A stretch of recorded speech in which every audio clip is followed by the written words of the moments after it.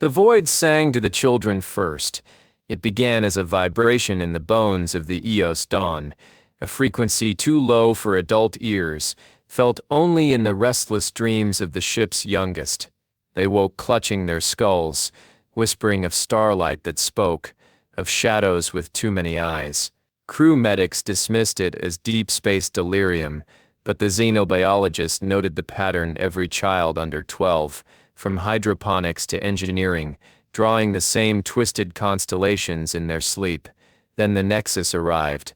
It slid into the ship's radar like a blade, a vast silhouette sheathed in bioluminescent fog. No engines, no signals, just a pulse that bypassed the Dawn systems and poured directly into the neural nets of the linked.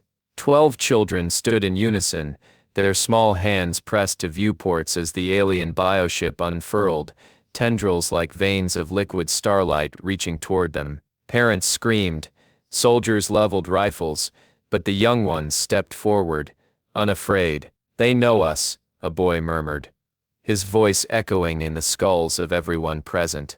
"They've been lonely so long." The Selenar did not attack. They offered gifts, strands of light that coiled around the children's wrists, sigils that bloomed on their skin like living tattoos. The adults felt it then, a shift in the air, a gravity that had nothing to do with physics. This was courtship, a proposal. By dawn the children's eyes had changed, pupils fractured into kaleidoscopes, their laughter harmonizing in a language no human throat could replicate. The alien ship lingered, patient, its organic hull breathing in time with their heartbeats. The council convened, their debates ricocheting through the ship's hollow veins. Salvation or surrender, but in the silence between arguments, every parent heard the question they dared not voice. How much of your child are you willing to lose to keep them? The void held its breath. Chapter 1.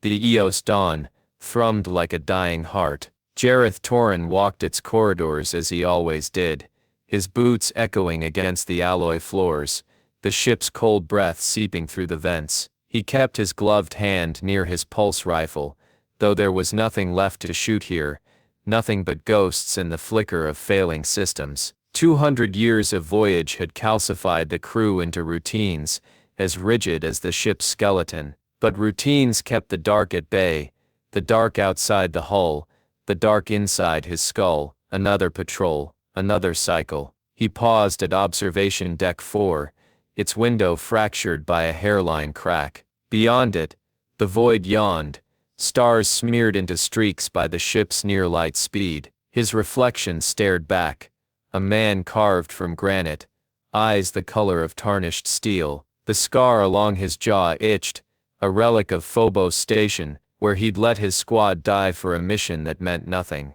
Redemption, the council had called this posting. A lie. Redemption was a myth sold to men who'd forgotten how to bleed. The hydroponics bay smelled of soil and decay. Kira Sellen knelt among the gene-spliced ferns, her fingers brushing a wilted leaf. The plants were failing. They'd been failing for years. She'd told the council a dozen times.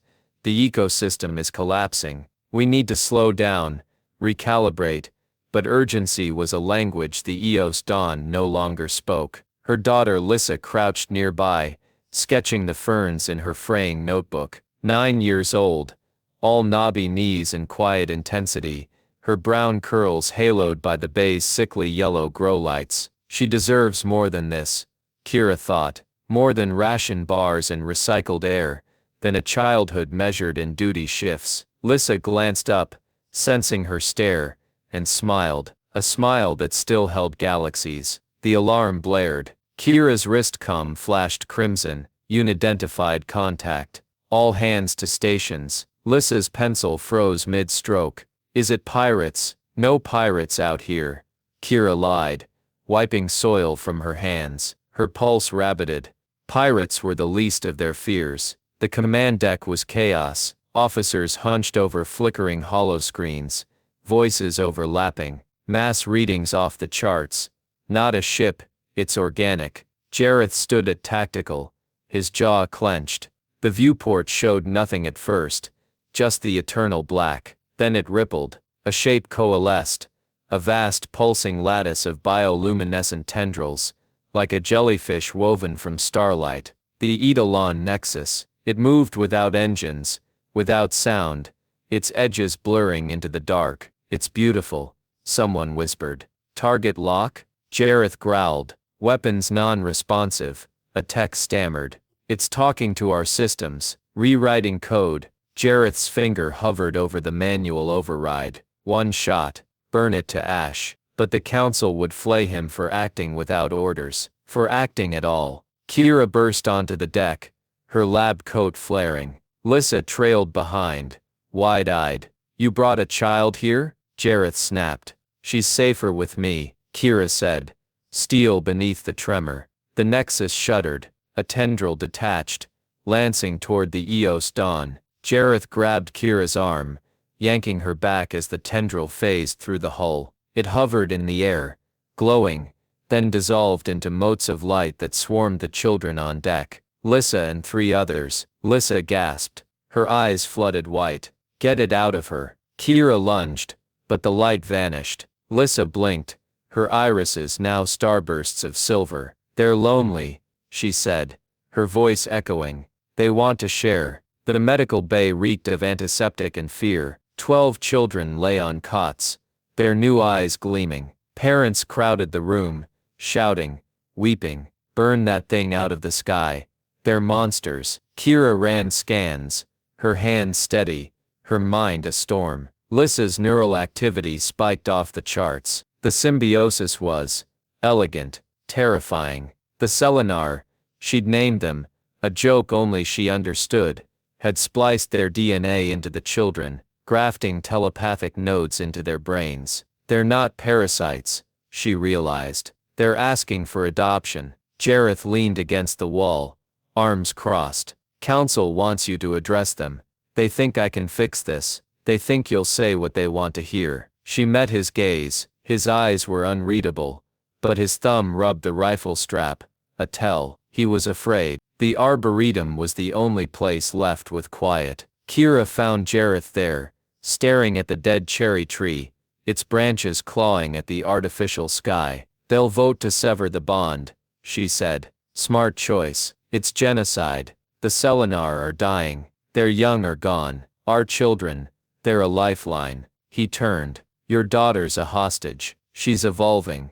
The word tasted bitter. They're offering us survival, a shared future. Future, he barked a laugh. You think that thing out there cares about future? It's using you, and if it is, she stepped closer. We're using them too. The hydroponics bay? Their tech could revive it. The children, they're already changing, Jareth. If we sever the link, it'll kill them. You think I want this? To lose her? Her voice cracked. But I can't unsee what they are, what we could be. He looked away. The cherry tree's shadow cut him into fragments. We board the Nexus tomorrow, he said. Find a way to break the bond without killing them. What if there isn't one? He walked out, always walking out. That night, Kira knelt by Lissa's cot. The girl's silver eyes glowed in the dark. They sing in my sleep, Lissa whispered. They're scared, Mom. They need us. Kira brushed her hair. I need you too. In his quarters, Jareth cleaned his rifle. The motions calmed him. Disassembly, polish, reassembly. But his hands shook. Phobos Station flashed behind his eyelids. Children screaming. Smoke. His own voice begging the squad to fall back. Too late. Always too late. The Nexus loomed on his screen. Beautiful and hungry. Redemption, he thought, is a knife. You either sheath it or bleed on it. He holstered the rifle. Tomorrow he'd follow orders. Tomorrow he'd lie. Chapter 2. The airlock hissed open, exhaling a breath that smelled of wet moss and iron. Jareth stepped onto the Eidolon Nexus, his boots sinking into the floor, as though it were alive, yielding and hungry. Bioluminescence throbbed in the walls, veins of blue-green light pulsing in time with his heartbeat. He kept his rifle raised, though the weapon felt absurd here, a relic of a simpler kind of war. Behind him, Kira adjusted her respirator, her eyes scanning the organic archways that spiraled upward into shadow. The Selenar had not greeted them. They didn't need to. The ship knew they'd come. This is a stomach, Jareth thought. And we're the meal. The corridor narrowed, walls contracting like a throat. Kira brushed a gloved hand against a cluster of translucent nodules.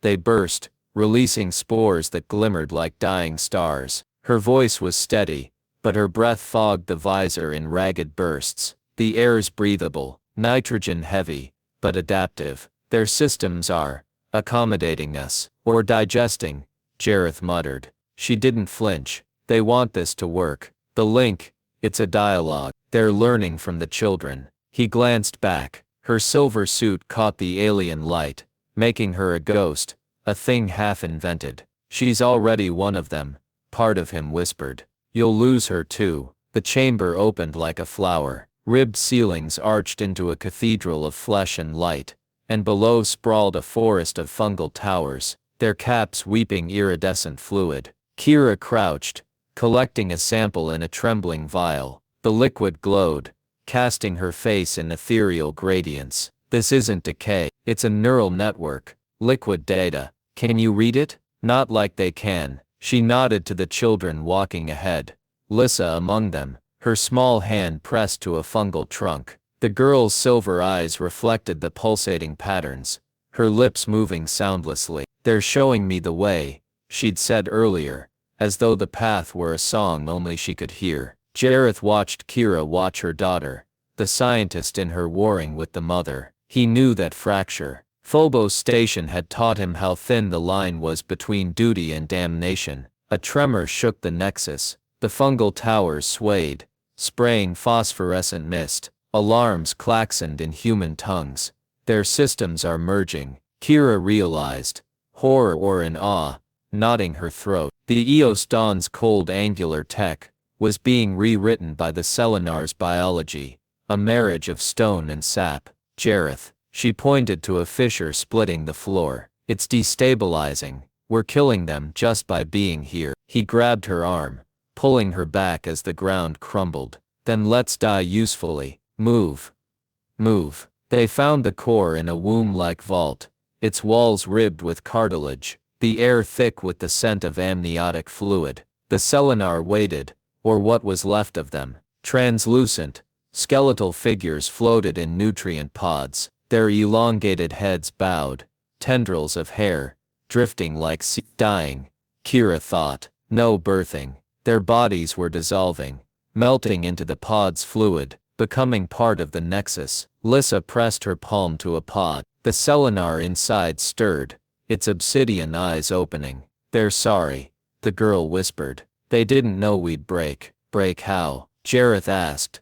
But Kira was already at a console, or what passed for one. The interface was organic, a bulbous growth that pulsed under her touch. Data flooded her mind, not through screens but through sensation. The Selenar's young had been stillborn for generations, their DNA fraying. The linked children were hybrids, the only bridge left. Severing the bond wouldn't just collapse the Nexus, it would snap the Eos Dawn's life support, stranding them all in the void. We're tied to them. Symbiotic. Her voice was hollow. The Council knew. They sent us here to cut the link anyway. Jareth's rifle lowered an inch. You're sure? They lied to you. To everyone. This isn't a rescue mission. It's a euthanasia. His jaw tightened. He'd been a knife for the Council too long, too eager to atone. But this was slaughter dressed as salvation. A scream echoed through the chamber. Ren, a hulking engineer from the Eos Dawn, lunged at the pods, a plasma torch flaring in his grip. You took my girl. Give her back. Jareth moved. He'd always been fast, too fast on Phobos, where speed meant surviving another second.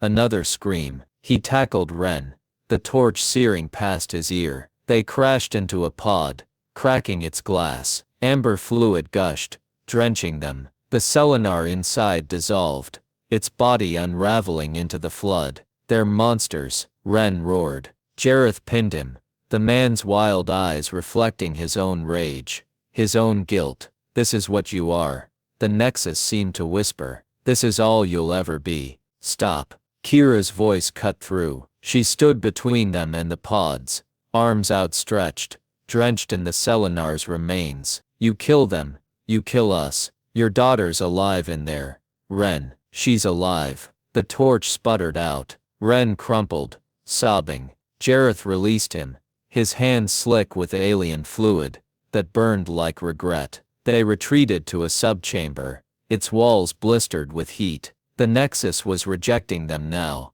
feverish and furious. Kira bandaged Jareth's arm, where the plasma torch had grazed him, her fingers steady but her mind adrift. Lissa's still out there. The children are leading us.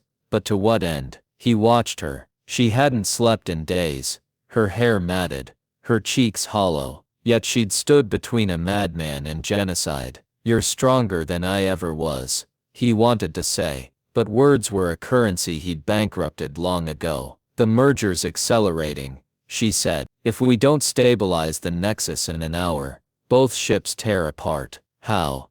The link needs to deepen. The children, they have to fully bond. But it'll change them. They won't be ours anymore. He thought of Lissa's laugh, the way she'd clung to him, when Kira was too busy to play. Ours. What did that even mean here? In this carcass of a ship. A rumble shook the chamber. The ceiling split, raining acidic fluid. Jareth shoved Kira against the wall, shielding her with his body. The acid ate through his shoulder plate, searing flesh. She gasped, her hands scrambling for her medkit. Why? She demanded, her voice raw. Why did you do that? He laughed, the pain sharpening the world into clarity. You're the only one who knows how to fix this. That's not an answer. He met her gaze. For once, he didn't hide the truth in his eyes. The final chamber was a heart, or a tomb. The children stood in a circle, their hands linked, their silver eyes glowing. Lissa turned to Kira, tears cutting through the dust on her face. It's time, Mom. We have to let go. Kira fell to her knees. Not like this, not after everything. Jareth stood at the threshold, his rifle discarded. He'd made his choice. They both had. The Nexus shuddered, embracing its new children. The Eos Dawn's engines died. The lights went out. Chapter 3.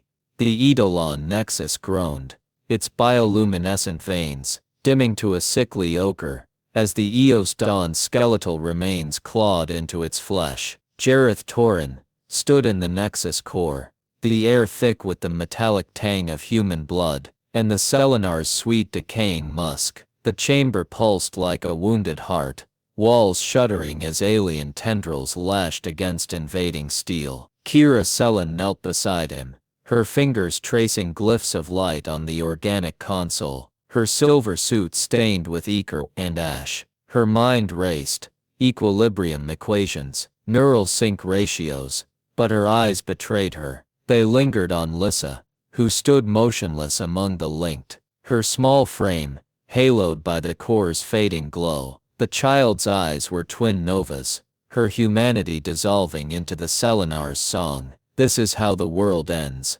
Jareth thought, not with fire or void, but with a whisper, with a mother's hands trembling, as she chose between her child and the sky. Kira's voice cut through the din, brittle but unbroken. We merge the ships, sacrifice the Dawn's engines to fuse the systems, their biology, our machinery. It's the only way to stabilize the link. He studied her, the way her jaw tightened, the tremor she hid by clenching her datapad. She'd already mourned, he realized. Mourned the daughter she was about to lose twice. First to the stars, now to something beyond them. The Council won't allow it, he said, though the words felt hollow. The Council had sent him to bury secrets, not build futures, override them. She didn't look up. You're still security commander. Lock down the bridge. He almost laughed. Commander, a title etched in the blood of his failures. But her certainty anchored him,